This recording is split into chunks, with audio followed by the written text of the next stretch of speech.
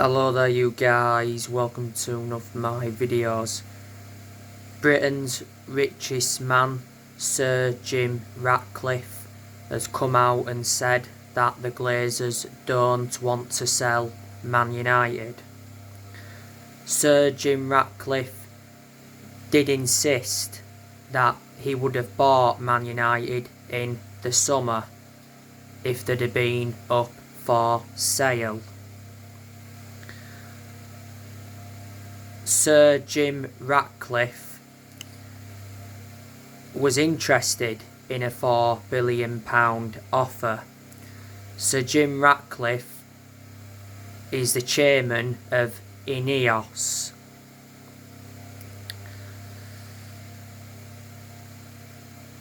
Now, the Glazers have set a price. The Glazers want around £9 billion if they are to consider selling the club. The Glazers have been a massive problem at the club for several years, and for a long time Man United fans have been protesting against the Glazers. Earlier on this year it did say that the Glazer family were open to selling a minority stake in Man United. And Man United did confirm that they'd paid out £33.6 million in dividends, mostly to the Glazer family in the financial year of up to June the 30th, 2022. The Glazers have owned Manchester United since 2005, so they have owned the club for around 17 years.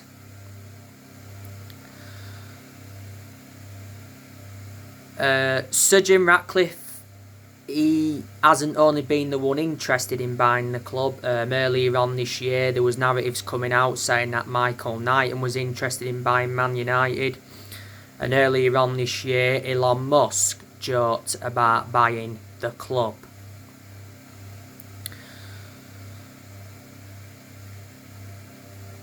Also at Man United you've got Benny McCarthy, we've got Mitchell van der Gaag and Steve McLaren. They've been working alongside Eric Ten Hag. Well, Eric Ten Hag was the one that recommended them in. We've got John Murtaugh at the club. He's our director of football. Richard Arnold, he's our CEO.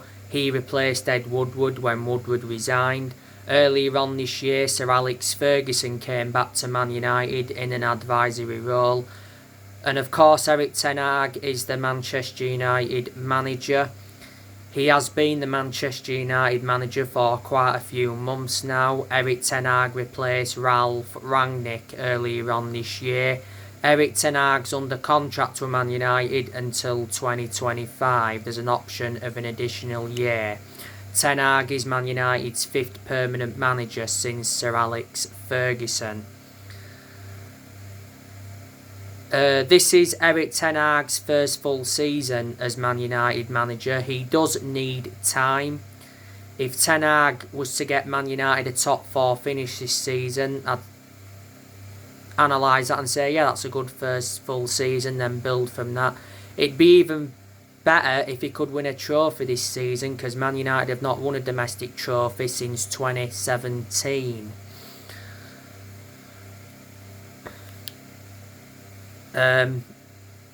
Eric Ten Hag not so long ago got named the Premier League Manager of the Month.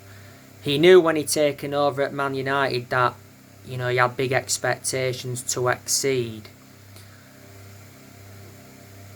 I've given him credit in some games this season because I do like the way he's approached some games. Like, there's been a lot of games this season where he hasn't started Ronaldo and he's kept Harry Maguire out of the team. There has been some games though where he's got some decisions wrong. I did mention that after the 6-3 thrashing of Man City the other week. But revert back to when Ten Hag was at Ajax, he did very well because he won every device titles, he won Dutch Cups, and revert back to 2019, he got Ajax to the Champions League semi-finals and he developed the young players well. Since Ten Hag became Man United manager, he has made 6 signings. He brought Terrell Malacia in, Christian Eriksen, Lisandro Martinez, Casemiro. He brought Anthony in and Martin Dubravka. Man United have spent over 200 million this year. Let me put into the equation that Erik Ten Hag has got rid of players as well. But despite that, he is still inheriting Deadwood.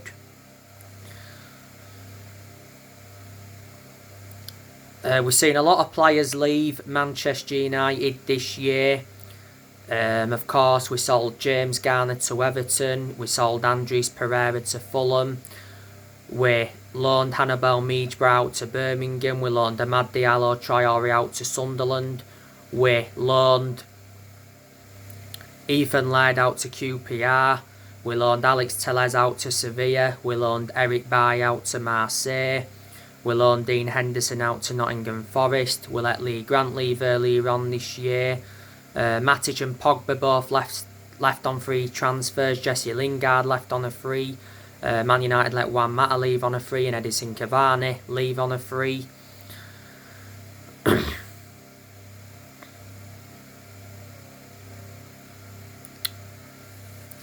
And we saw quite a few young players leave.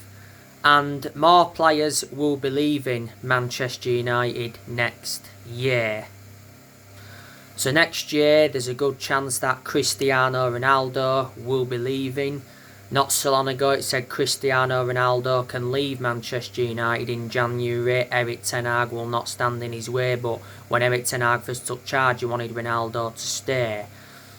Erik Ten Hag could receive 100 million if Ronaldo leaves in January.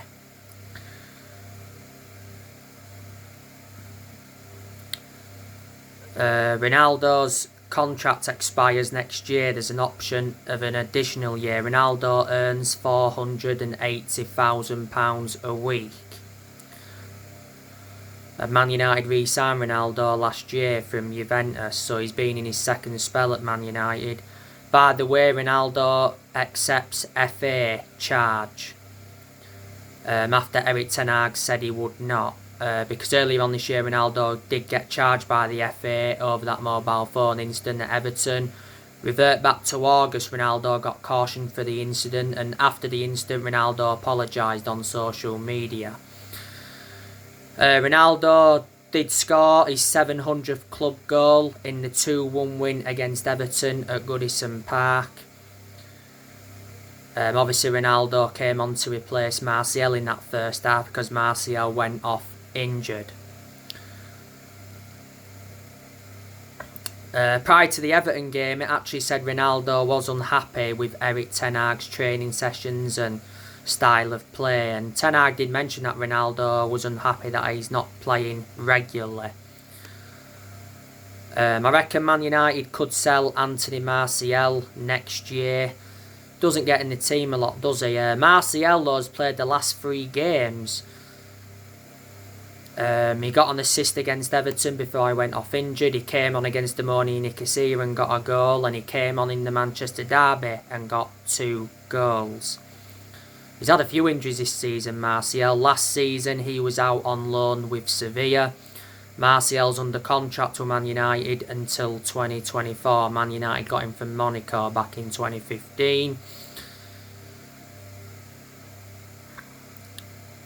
Brandon Williams, he'll be leaving next year because he doesn't get in the team, does he? Last season he was out on loan with Norwich, was Brandon Williams. Williams has been out of injury for quite some time. Do you think Luke Shaw could leave next year because he's no longer our first choice left back following the arrival of Terrell Malacia? Terrell Malacia is Man United's first choice left back. Luke Shaw though did start against Everton. He had a knock earlier on this season. He's injury prone, which is a concern. Shaw's enjoyed around 9 years or so at Man United, so he has been a long-serving player. His contract at the club expires next year. Harry Maguire should be leaving next year as well. Too inconsistent, and he's not one of our first choice centre halves, obviously following the arrival of Lisandro Martinez. Maguire's actually out with injury at the moment. The other week, Gareth Southgate confirmed he picked up a hamstring injury. Man United overpaid for Maguire, got him for 80 million. Revert back to last season, the vast majority of Man United fans were demanding for the captaincy to be taken off him. Maguire's enjoyed around 3 years or so at the club. Tellez, I reckon we'll get rid of him permanently. He's out on loan with Sevilla at the moment. Bailly, we should get rid of him permanently. He's out on loan with Marseille at the moment. Tom Heaton could leave as well next year. He's just a backup goalkeeper for Man United. Man United got Tom Heaton on a free from Aston Villa.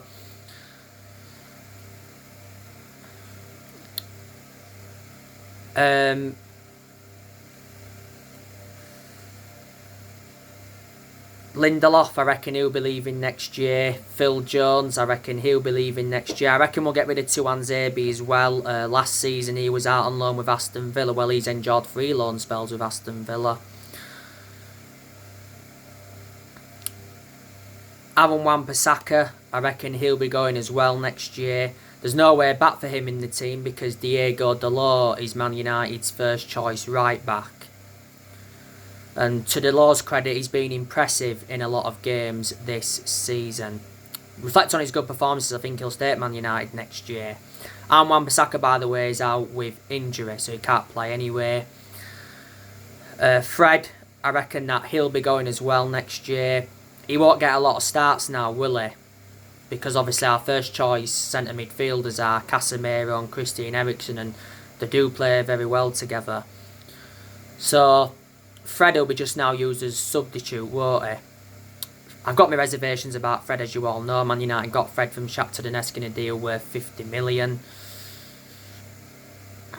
Before, though, Fred has played a lot of games alongside Scott McTominay in the centre of midfield.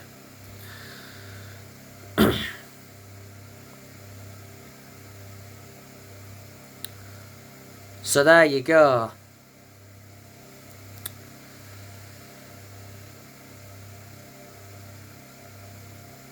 Not so long ago, I gave you the news on David De Gea. It recently said that David De Gea breaks silence on signing a new Man United contract. De Gea admitted that he'd like to stay at Man United for more years after winning against Everton. De Gea's contract at Man United expires next year. There is an option to extend for a further year. De Gea earns £375,000 a week. Being a long-serving player at United, he's enjoyed around 11 years or so at the club. He's been with us since the Sir Alex Ferguson era.